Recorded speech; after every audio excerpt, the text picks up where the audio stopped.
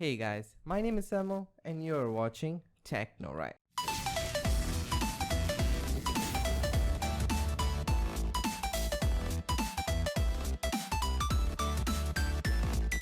What's going on guys, welcome to TechnoRight. Technology is done right. So in today's video, I'm going to teach you on how to fix Windows Explorer not responding, or it has crashed, or when your start menu is not functioning or it's frozen. Okay, so it's a very simple fix and let's get straight into it.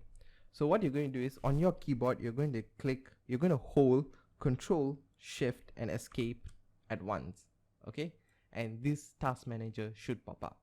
So in the first tab, processes, you're going to scroll down and you're going to find for Windows Explorer, and it just went.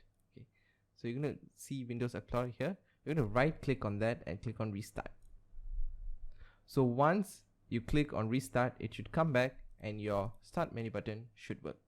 So if you have any other questions or any other problems, please put them down in the comments below. And I think that's about it. So please rate, comment and subscribe.